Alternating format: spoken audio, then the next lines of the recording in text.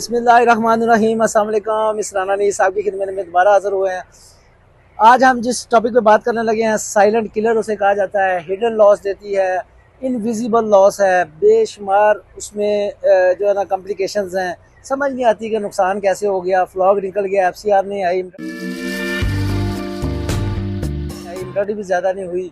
ये सारी चीज़ें साइलेंट किलर के नाम से पुकारा जाता है। कॉक्सीडायोसिस, कॉक्सी क्या है, ये किस तरह से आती है, इसके ये प्रोटोजोल डिजीज़ है। इसके मीडिया की टाइप्स कितनी हैं, इसकी अगर फर्स्ट टाइम आई है आपके फ्लॉग में तो उसकी ट्रीटमेंट क्या है, अगर फ्लॉग में रिपीट हो रही है बार बार उसकी कॉजेज़ क्या है, उसकी मैनेजमेंट से कैसे कंट्रोल की जा सकती है, उसकी ड्रग ऑफ चॉइस क्या है, और किस तरह से जो है ना इसका पूरा एक पैकेज जो है ना वो हम हमारे साथ सीनियर वेटनरियन मौजूद हैं, डॉक्टर हाफिज अबरार अंजम साहब। अस्सलाम वालेकुम डॉक्टर साहब। सर कैसे हैं? डॉक्टर साहब कैसे हैं आप? अल्हम्दुलिल्लाह से ठीक है माशाल्लाह। अल्हम्दुलिल्लाह डॉक्टर साहब एक तो बहुत शुक्रिया, हम एक जगह पे इकट्ठे हुए हैं। Thank you sir. ठीक है, तो आज हम आपसे जो है ना वो जानना चाहेंगे कि स्पेशली जो जिस फॉर्म पे हम अभी खड़े हैं, आप बर्ड को देख सकते हैं माशाल्लाह, हेल्थ स्टेटस ऑलराइट है, अच्छा है। हाइड्रेशन स्टेटस जिस पे हम बहुत ज़्यादा फोकस करते हैं वो अच्छा है।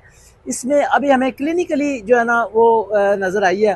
क्लिनिकल साइंस जो है ना वो सबसे पहले डिस्कस कर लेते हैं। हमारे नज़रिए के मुताबिक ये गलत भी हो सकता है, लेकिन इसको आप जो है ना वो अपने तौर पे जज करें और बल्कि हमें फीडबैक दें कि ये क्लिनिकल साइंस में सबसे पहले इसकी जो साइड वाली फीदर्स हैं वो इसके खड़े होंगे। डॉक्टर साहब अगर ये बर्ड दिखा सकते हैं आपको, ये देखें, ये स्पेशल बर्ड है जिसके साइड वाले फीदर्स जो है ना वो खड़े हैं। वो दूसरे वाला बर्ड है, इसके भी साइड वाली फीदर, रफल फीदर तो बहुत सारी डिजीज़ में आ जाते हैं, लेकिन ये वाली डिजीज़ कॉक्सीडायोसिस में जब फीदर्स आते हैं तो ऐसे खड़े हुए फीदर्स, साइडों वाले पर खड़े हुए फीदर्स, वो ये क्लिनिकल साइन है।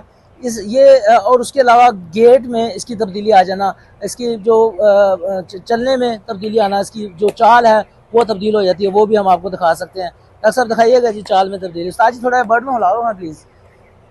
तो ये एक बहुत बड़ा साइन है कि आपके बर्ड की गेट में आप इतने ऑब्जर्व करें, इतनी क्लोजली, देन आपको अंदाज़ा होगा कि इसके गेट में इसकी चाल में तब्दीली आ गई है। थोड़ी सी टांगें खुली करके और बाहर की तरफ हो जाता है। सिटिंग पोस्चर, ये वाला सिटिंग पोस्चर आएगा जैसे कैमल बैठता है, ये कैमल की तरह भी बैठना शुरू हो जाता है। जैसे ये वाला बर्ड है, देखिए आप, कैमल की तरह बैठा है, मतलब घुटनों के ऊपर इसने अपना जोर डाला हुआ है। ये एक बहुत बड़ा साइन है। परों वाला साइन है, गेट तब्दील हो जाती है, ये एक साइन है। ये है क्लिनिकल साइंस जो बर्ड की पोस्टमार्टम से भी पहले के हैं। डॉक्टर साहब, एम आई राइट? यस। और इसके अलावा सर आपको जो किताबों में मिलता है ना, वो मिलता है कि उसकी कॉमन वेटल जो है वो येलो होना शुरू हो जाती है एनीमिया की वजह से। इन केस ऑफ सिकल कॉक्सी या ब्लडी कॉक्सी, जिस कॉक्सी के अंदर ब्लड वगैरह आता है। साथ साथ दिखा भी दें व्यूअर्स को, ये बर्ड, इसको पेल कह सकते हैं आप? जी यस, एग्जैक्टली ये पेल है। ये पेल है, ये देखें बहुत ज्यादा, मतलब रेडनेस नहीं है, शाइनिंग वगैरह नहीं है। ये जो चीज है आंख के इर्द गिर्द वाला हिस्सा वो पेल नजर आ रहा है, और ये कॉमन वेटल भी पेल ही है। कॉमन वेटल भी पेल होगी, उसके बाद शैंक एरिया भी आपका पेल होना शुरू हो जाएगा। इसके ऊपर भी आपको सही मतलब स्मूदीनेस वगैरह नजर नहीं आएगी। तो इसके अलावा सबसे पहले हम कहते हैं कि कॉक्सी होती क्या है।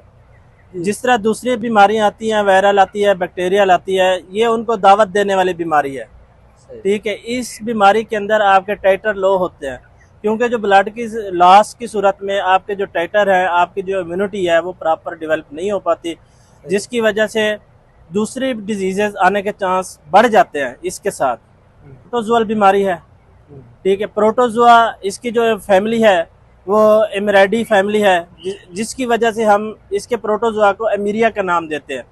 ये मुख्तलिफ इकसाम के होते हैं। एमीरिया टेनेला जो मतलब सीकल कॉक्सी काज करता है, ब्लडी कॉक्सी काज करता है। एमीरिया एसरविलीना है, वो भी मतलब वाइट कॉक्सी काज करता है, सफ़ेद कॉक्सी। मोस्टली जो हमारे मतलब सुपरवाइजर हजरात हैं उनको ये टर्म पता नहीं होगी सफ़ेद कॉक्सी क्या चीज़ होती है। सफ़ेद कॉक्सी आपकी एमीरिया एसरविलीना की वजह से होती है।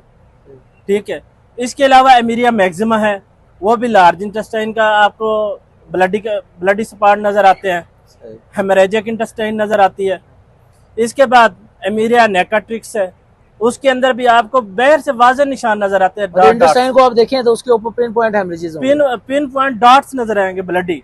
सही, ये मतलब उसकी मुख्तलिफ है। इसके अलावा भी और अकसाम है, लेकिन ये मेजर जो हमारी ब्रायलर इंडस्ट्री को हिट कर रही है ना, हाँ जी, वो ये वाली मतलब स्पीशीज है एमीरिया की। सही। अब सबसे अहम जो बात है वो है कि आपके शेड पे ये कैसे आएगी। हाँ जी, पहला फ्लाक है, नया फार्म है, फिर भी आपके फ्लाक्स के अंदर कॉक्सी आ गई, तो इसके जो स्पोर्स होते हैं हाँ जी, वो हवा के थ्रू उड़ के आपके शेड के ऊपर आ सकते हैं। सही, आपकी मूवमेंट से आप इफेक्टेड शेड को विजिट करके नॉन इफेक्टेड जो आपका गैर मुतासरा शेड है उसके ऊपर आ गए, सही, अपने कपड़ों के थ्रू, सही। अपने जूतों के थ्रू, उसके थ्रू आ गए, आपकी मोबाइल के थ्रू, मोबाइल के थ्रू। ये सारी मतलब मैकेनिकल ट्रांसफर है सही, जिसे हम हॉरिजॉन्टल ट्रांसमिशन कहते हैं, सही। ये वो वाली ट्रांसमिशन है। Alright. इसके अलावा आपकी फीड की गाड़ी आई, आपने अपने तय उसकी बायोसिक्योरिटी की। सही, बायोसिक्योरिटी का ये मतलब नहीं है जस्ट उसको स्प्रे करें फौरन उसको अंदर ले आए, नहीं, उसको 40 से 45 मिनट एटलीस्ट उसको वहां पे खड़ा रहने दे। कॉन्टैक्ट टाइम उसको दें प्रॉपर, क्योंकि किसी भी डिसइंफेक्शन को डिसइंफेक्ट करने के लिए, जरासीम को मारने के लिए कंटेक्ट टाइम लाजमी होना चाहिए। उसको प्रॉपर डोज के साथ, रिकमेंडेड डोज के साथ स्प्रे करें, उसके बाद उसको कंटेक्ट टाइम दें, फिर आप अंदर लेके आए।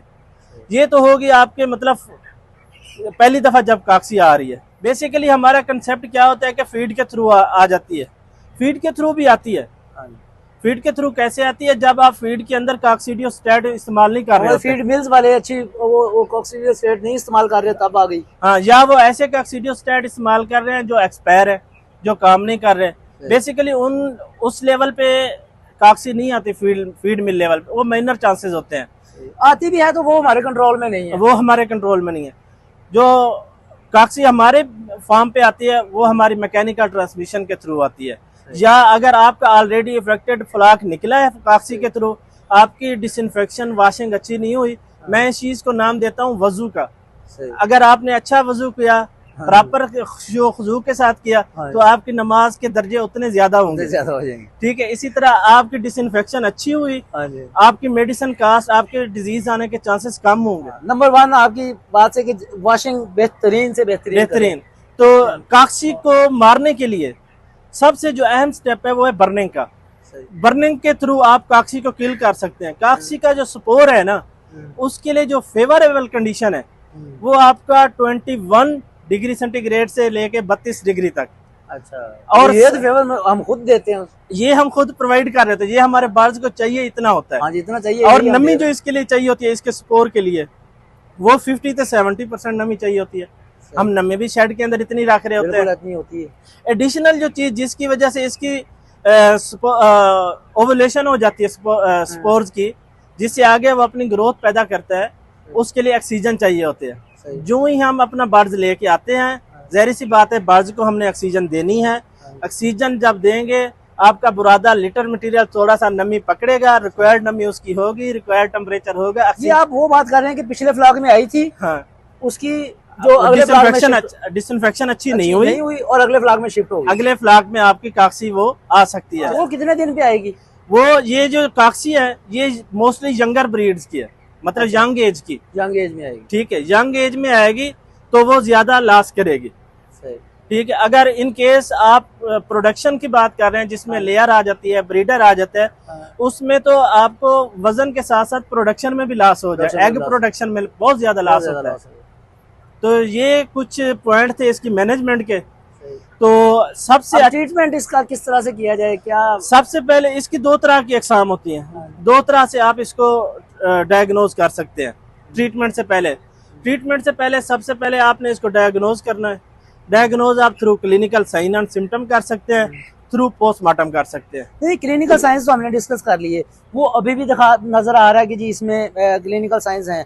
अब क्लिनिकल साइंस की बेस पे ही ट्रीटमेंट किया जाए या पोस्टमार्टम लीजन्स का इंतजार किया जाए? हम पोस्टमार्टम लीजन का इंतजार करेंगे तो ज्यादा नुकसान करेंगे।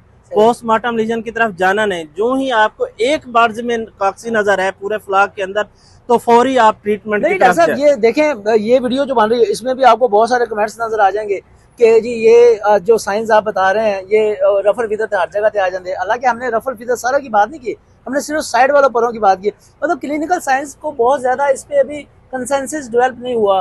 बहुत सारे वेटनरी हमारे भाई जो हैं वो भी ये कहते हैं कि सर जी ये कोई ऑथेंटिक नहीं है। सर इसके बारे में एक बात यह है कि हर चीज़ के ना एक स्पेसिफिक क्लिनिकल साइन होते हैं हाँ जी, हर डिजीज के। मिसाल के तौर पे आप काकसी की बात कर रहे हैं, हाँ जी, काकसी के अंदर आपने जो शोल्डर वाले परों की बात की है हाँ जी, वो किसी दूसरी डिजीज में नहीं होंगे। हाँ जी, उसके अंदर जो कॉमन वेटल है वो बिल्कुल डल डिप्रेस, मतलब एनीमिया की वजह से पेल नहीं होगी। नहीं होगा, बिल्कुल नहीं होगा। ठीक है। H9 के अंदर आपको कॉमन वेटल जो मिलेगी वो मिलेगी आपको साइनोसिस वाली, सेनोसिस वाली मिलती है, ठीक है, ब्लूइश कलर की, हाँ जी, ठीक है। लेकिन इसमें आपको प्योर एनीमिक वाली मिलेगी। सही। इसके अलावा अच्छा, साइन और सिम्टम की बेस पे आप कह रहे हैं जी ट्रीटमेंट स्टार्ट किया जाए। आप बताएं कि साइन एंड सिम्टम्स की, अब ये जो क्लिनिकल साइंस हैं इससे वी डोंट फाइंड आउट कि ये कौन सा मीडिया है। कि आपको क्लिनिकल साइन नजर आ गए, आप साथ में अपनी कंफर्मेशन के लिए पोस्टमार्टम करें, अच्छा, ठीक है। क्योंकि अमीरिया की मुख्तलिफ स्पीशीज हैं, जिस तरह पहले मैंने बताया कि हर स्पीशीज की जो प्री डिलेक्शन साइट है, सही। जो मतलब अच्छा जी, हम चले गए पोस्टमार्टम पे, चले गए आगे, ठीक है। पोस्टमार्टम में अगर आपको काकसी वाजे नजर आती है तो उसका वहद इलाज जो है ना वो टार्ट्राजोलिल है, सही, ठीक है। वो 3 सीसी 1 लीटर पानी के हिसाब से आपको 4 से 5 दिन उसका कोर्स करवाएं, ठीक है। तो उसके लिए शर्त ये है कि आप अपने चूजे को आप फीड नहीं रखेंगे। अच्छा, ये अहम और जरूरी बात है। अगर अपने चूजे को आप फीड रखेंगे, चूजे की नेचर है उसने बुरादे के अंदर पीक करना है, मुंह मारना है, क्योंकि ऑलरेडी आपका चूजा काकसी से मुतासर है, उसके फीसेस के थ्रू स्पोर्स आ रहे हैं, वो इंजेस्ट करेगा, आप मेडिसिन दे भी देंगे फिर दोबारा से नए, हाँ, वो इतनी एफिकेसी नहीं रहेगी। काकसी की मेडिकेशन के दौरान 2 चीजें आपने बहुत ज्यादा इंपॉर्टेंट रखनी है। अपने चूजे को आप फीड ना रखें, दूसरे नंबर पे आप उसको कोई बी कम्प्लेक्स की कोई भी प्रिपरेशन ना दें, क्योंकि जो बी कम्प्लेक्स है ना ये आपकी काकसी की समझ ली खुराक है। सही। अगर ये 2 चीजें देंगे तो आपकी मेडिसिन का कोई तो फर्क कुछ नहीं। लोग डॉक्टर साहब ये भी कहते हैं, और वेटरनरी भाई कहते हैं यार विटामिन के भी साथ देना चाहिए। हाँ, वो विटामिन के इसलिए देते हैं क्योंकि इसके अंदर ना खून जो है वो सीका के अंदर आ जाता है या इंटेस्टाइन के अंदर आ जाता ब्लड है। डेफिशिएंसी पूरी करने की कांसेप्ट है। वो खून की जो अंदर आ रहा है ना इंटेस्टाइन के अंदर, सीका के अंदर, बॉडी से, उसको रोकने के लिए। अच्छा, उसको रोकने के लिए या उसकी कमी पूरी करने के लिए? उसकी कमी आपको फोलिक एसिड से थ्रू पैदा होगी, विटामिन के से नहीं होगी। अच्छा। विटामिन के का काम है जस्ट खून को रोकना, खून के बहाव को रोकना। सही। जो अच्छा, ये हो गया टेट्राजोलल चला ली। इसके अलावा अगर सब क्लिनिकली है, हाँ जी, आप क्लिनिकल बेस के ऊपर कर रहे हैं, हाँ जी, तो फिर आप उसको एम्प्रोलियम देंगे, सही, सल्फर ड्रग देंगे। जो सल्फर ड्रग है उसके बारे में आम एक मिथ है कि जी ये इम्यूनिटी डाउन कर देती है बर्ड की, बर्ड और तरफ चला जाता है। हाँ, थिंक कि ये है? अगर आपका प्रॉपर चूजा जो है हाँ जी, वो उसकी इम्यूनिटी वगैरह ठीक है, हाँ जी, उसकी हिस्ट्री ठीक है, कोई डिजीज उसको दूसरी नहीं आई, हाँ, जस्ट उसको काकसी किया है, तो वो तो उसकी ड्रग ऑफ चॉइस है। वो जस्ट उसके जो मीरिया है उसको डैमेज करेगी, आपके बर्ड्स को कुछ नहीं करेगी। अगर ऑलरेडी आपका बर्ड इम्यूनो सप्रेशन है, जहरी सी बात है, जो सल्फर ड्रग है वो एक हैवी एंटीबायोटिक है, एडवांस जनरेशन है, तो उससे थोड़ा बहुत फर्क पड़ता है। लेकिन अगर इन केस अगर उसको आप चलाएंगे प्रॉपर ट्रीटमेंट के थ्रू, फिर वो कुछ नहीं करेगी। अच्छा, इसका कोई नहीं है। अच्छा, इसके अलावा जो व्हाइट कॉक्सी है उसके बारे में जो है ना वो जरा डिटेल में बताया जाए। व्हाइट कॉक्सी जो इसका काजिटिव एजेंट है ना वो है एमीरिया एसरवेलिना। अच्छा। इसकी जो साइट है जहाँ पे जाके ये अटैक करता है वो है ड्यूडिनम। अच्छा, ड्यूडिनम में आपने फोकस करना। हाँ, ड्यूडिनम जो ही आप कट करेंगे तो एक तो काकसी के अंदर इंटेस्टाइन की इन्फ्लेमेशन होगी, सोजस होगी, सूजी हुई नजर आएगी। जो ही आपको कट करेंगे तो उसका जो मिकोजा है वो स्लफ हुआ नजर आएगा। जो ही मिकोजा को आप उसको हटाएंगे तो नीचे आपको व्हाइट सफेद डॉट्स नजर आएंगे। सैंडी मटेरियल जैसे होता है? नहीं, जिस तरह आपको दूध वाला है, मतलब एक दूध की तरह सफेद बिल्कुल नुक्ते नजर आएंगे दूध। हाँ, वही ना, जैसे रेत टाइप की। हाँ, वो कह सकते हैं आप उसको सैंडी मटेरियल। और सैंडी तो चमक देता है, लेकिन ये आपको वाज़े नजर आएगा कि सफेद डॉट्स पूरी इंटेस्टाइन के अंदर यूनिफॉर्म डिस्ट्रीब्यूशन है उसकी। ये नहीं कि एक इधर है एक उधर है। फीसेस के अंदर आपको किसी किस्म की मतलब ब्लड वगैरह नहीं आएगा इन केस ऑफ व्हाइट कॉक्सी। ब्लड हमेशा आएगा लेटर स्टेज पे, जब आपका बर्ड काम हो चुका होगा। फिर लड़ते ना हो, लेकिन उसका फायदा फिर वो अपना काम करके अच्छा, आपके बर्ड को निकालेगा। ये जो व्हाइट कॉक्सी है जी, इसका इंटेस्टाइन में सिर्फ नजर आना है पोस्टमार्टम के थ्रू, ना ये ड्रॉपिंग में आएगी। क्लिनिकल साइंस की इसका मतलब बहुत ज्यादा अहमियत है। फिर क्लिनिकल साइंस जो है ना, अगर क्लिनिकल साइंस आपको बता रहे हैं तो फिर आप इसका मतलब हमें बिलीव करना चाहिए इस पे। क्लिनिकल साइंस आपके मोस्ट इम्पॉर्टेंट है। आजकल की जो पोल्ट्री चल रही है ना, एडवांस पोल्ट्री जिसे हम कहते हैं, हम उसको पोस्टमार्टम लीजन के ऊपर जाने नहीं देते। सबसे पहले उसको क्लिनिकली हम ऑब्जर्व करते हैं कि मेरा बर्ड इस टाइम क्या मांग रहा है। जितना मतलब एफिशिएंट एक बंदा होगा, जितना वो यूज टू होगा अपने बर्ड्स के साथ, उतना उसको ज्यादा डिटेल पता होगी। वो देखें, वो हमारे वाली बात आ गई। हमारी इंडस्ट्री का सुपरवाइजर माशाल्लाह अब इतना मजबूत, समझदार और फ्रंट फुट पे खेलने वाला हो गया है। हमारा फार्म मैनेजर माशाल्लाह फ्रंट फुट पे खेलने वाला है। पूरी इंडस्ट्री की बात कर रहा हूँ मैं। आपने जैसे डॉक्टर ने कहा जितना यूज हो गया, मतलब यही है कि कितना तुसी अपने बर्ड दे विच इन्वॉल्व हो। आप कोई भी काम कर रहे हैं, कितना आप अपने काम के अंदर विजिलेंट हैं, कितना आप काम के अंदर जो है ना वो चढ़े हुए हैं, या कितना आप अपने काम के अंदर इन्वॉल्व हैं, देन आपको ऐसी माइक्रो लेवल वर्किंग नजर आएगी। बिल्कुल बिल्कुल ये चीज आप बिल्कुल मतलब जो आप कह रहे हैं ना, ब्लड लेटर स्टेजेस पे जिस टाइम काम हो चुका होगा फिर आपको नजर आएगा। अच्छा डॉक्टर साहब, ये कैसे डिसाइड करना है जी? ऐसी मीडिया वो चलानी है, एम्प्रोलियम चलानी है, सल्फा देना है या टेट्राजोल देनी है? ये जब आप पोस्टमार्टम करेंगे, पोस्टमार्टम के अंदर आपको इंटेस्टाइन के अंदर भी हेमरेजेस नजर आए, सीका के अंदर भी नजर आए। थ्रू पोस्टमार्टम आप जो है डायरेक्ट जाए टार्टराजोलेर पे, किसी चीज पे ना जाए। महंगी बहुत है डॉक्टर साहब, एक्सपेंसिव है। लेकिन आपके बर्ड से ज्यादा एक्सपेंसिव नहीं है वो। आपका बर्ड जो है वो मेडिसिन से ज्यादा एक्सपेंसिव वो तो डेफिनेटली ठीक है। अच्छा, ये अगर तीनों स्टेजेस आपने जो बताई हैं ये हो तो देन आप टेट्राजोलेर पे ही जाना बेहतर है। हाँ, अगर आप क्लिनिकली उसको देख रहे हैं कि इनिशियल स्टेज पे है, जिस तरह आपने बताया। अच्छा, इसका मतलब ये है, जैसे अगर मैं आपकी बात काट रहा हूँ, अगर आपने जल्दी इसकी ट्रीटमेंट स्टार्ट कर ली तो फिर शायद आप सस्ते में जान छोड़ जाए। अगर आप लेटेस्ट स्टेज पे चले गए तो फिर आपको महंगी दवाई से भी उतना फायदा नहीं होगा जितना। फिर टेट्राजोलेर भी इतना अच्छा काम नहीं इतना अच्छा काम। अच्छा, दूसरा डॉक्टर साहब ये है कि अगर मेडिसिन चलने के बाद कहते हैं ये दोबारा से फिर अटैक हो गया, आया कि वो शूज के साथ फीड रूम के अंदर जाना और फीड के थ्रू दोबारा से फिर बर्तनों के अंदर आ जाना, फिर इज दैट एनी कंसेप्ट? इसका कंसेप्ट यही है कि एक दफा जब काक्सी आपके बर्ड्स को हिट करती है ना, जस्ट लाइक अदर डिजीजेज, मतलब दूसरी डिजीजेज की तरह इसके टाइटर डेवलप हो जाते हैं। इसकी मतलब आप कह लें कि टाइटर जिस तरह वायरस के होते हैं, इस तरह इसके भी टाइटर डेवलप हो जाते हैं। ये इम्यूनिटी पैदा कर लेती है उसके खिलाफ। अच्छा, ठीक है। इसलिए यंगर एज में जब आती है ना, तो लेटर एज में काक्सी वगैरह के कंसेप्ट चांसेस कम हो जाते हैं। अगर आपकी मैनेजमेंट बहुत ही पुअर है, बायोसिक्योरिटी बहुत ही पुअर है, तब आपके पास ये दोबारा अटैक कर सकती है अगर इसके काउंट दोबारा बढ़ेंगे। ठीक है, ये नहीं होता कि एक बीमारी, एक वायरस आए, एक प्रोटोजोआ आए, आपके सारे बर्ड्स को इफेक्ट कर दे। नहीं, उसकी एक लिमिट होती है जिसे हम बैक्टीरिया कहते हैं, वेरीमिया कहते हैं। एक थ्रेशोल्ड लेवल तक जाएगी, वो आपके बर्ड्स को नुकसान करेगी। अदरवाइज आपका बर्ड जो कम्बैट करता रहेगा, उसके साथ लड़ता रहेगा। वो मैनेजमेंट के लिए क्या किया जाए ताकि एक तो ये जैसे है कि जी अगर ब्रादे में अगर आपके पास आ गई है तो लेटर गीला ना होने दें।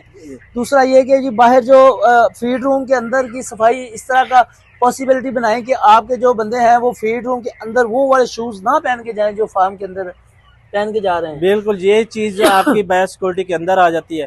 तो इंटरनल बायोसिक्योरिटी एक्सटर्नल भी रखनी है, इंटरनल भी रखनी है। इसके अलावा जो मैनेजमेंट के अंदर है ना, वो आप इसकी वैक्सीनेशन हो रही है। ब्रेलर पे भी हो रही है, ब्रीडर पे भी हो रही है, लेयर पे भी वैक्सीनेशन करवा रहे हैं। ब्रीडर पे तो बड़ी देर की हो रही है, ब्रेलर पे भी होना। ब्रेलर पे अभी इनिशियल स्टेज पे है। लार्ज स्केल जिनके पास फार्मिंग ज्यादा है, वो इस चीज को नजरअंदाज नहीं कर रहे हैं, वो करवाते हैं। इसकी कास्ट थोड़ी सी है ज्यादा, लेकिन इन अगर काक्सी आ जाती है वो आपको नुकसान इतना कर जाती है, वो कास्ट टू बेनिफिट रेशियो जो है वो आपकी डिस्टर्ब हो जाती है। देखिए, उम्मीद है कि माशाल्लाह जिस तरह डॉक्टर हाफिज अबरार अंजुम साहब ने डिटेल से चीज़ें बताई हैं, इस तरह हमने इन चीज़ों को स्टेप बाय स्टेप जो है ना वो देखना है। इनमें जो कंक्लूड अगर किया जाए ना, तो इसका यही है कि आप अपने क्लिनिकल साइंस पे ज़्यादा फोकस करें। आप अपने बर्ड की ऑब्जर्वेशन जो है ना वो ज़्यादा उसको बढ़ाएं। जैसे एक टर्म बोली जाती है ना, BAR, B for brightness, A for activity, R for respond. इसका ये एक प्रॉपर सब्जेक्ट है। ये जो हम बुक लिख रहे हैं ना, वो इस पे इंशाल्लाह ताला इस पे पूरा चैप्टर है अभी बाहर पे। वो चीज़ें जो है ना वो आपको काम आएंगी कि हमने ट्रीटमेंट की तरफ कम और काम ख़राब करके सही करना उसकी तरफ कम, ये चीज़ें आपने जो है ना वो फोकस करना है। क्लिनिकल साइंस की बेस पे आप अपने बर्ड को डेली बेसिस पे ऑब्जर्व करें, डेली बेसिस पे आप अपनी मैनेजमेंट को बेहतर करें, अपने जो बायोसिक्योरिटी है इन हाउस बायोसिक्योरिटी है, जो है ना बाहर वाला बंदा जी वो नवा रहा है जी, स्पेशली सानू बहुत नवाया जा रहा, ठीक है ना, आप बाहर टुरे फिरते रहे कोई मसला नहीं है। जो साढ़े बाहरों आ जाओ सर बायोसिक्योरिटी कर लो, ठीक है ना, नहीं आप अपनी इंटरनल बायोसिक्योरिटी जो है ना वो बेहतर करें। बाकी जो अगर आपके पास कॉक्सी आ गई है तो उसकी बिल्कुल आपने कंजूसी नहीं करनी या डरना नहीं है, आपने फौरी तौर पे वो मेडिसिन पे जाना है। इसकी जो एक और क्लिनिकल साइंस ये है कि फीड पूरी खाएगा, बर्ड वेट गेन जो है ना डेली वेट गेन आपने करना है और कर रहे हैं माशाल्लाह। और जिस तरह से डेली वेट गेन कर रहे हैं वो आपको नज़र आएगा यार फीड उन्हीं खा रहा है, वेट गेन कम कर रहा है, 5-10 ग्राम डेली का कम हो रहा है, तो उस पर ही कॉन्शियस हो जाएं। और जो ब्लैलर है वो है या सियासत है, ये एक काम होंगे कि टाइमली डिसीजन केड़ा बंदा केड़े टाइम पर डिसीजन लेंदा, फिर आप अपने लॉ से अपनी चीज़ों को जो है ना वो उसको संभाल सकते हैं। जज़ाकल्लाह जी, खुश रहें, खुशियाँ बांटें। 5 वक्त की नमाज एक तो आपने नहीं छोड़नी, दूसरा अपने काम से अपनी जगह से अपने काम वाली जगह को जो है ना वो इबादत की जगह और अपने काम वाली अपने काम को जो है ना वो मोहब्बत करना, ये हमारा आज का मैसेज है। जज़ाकल्लाह।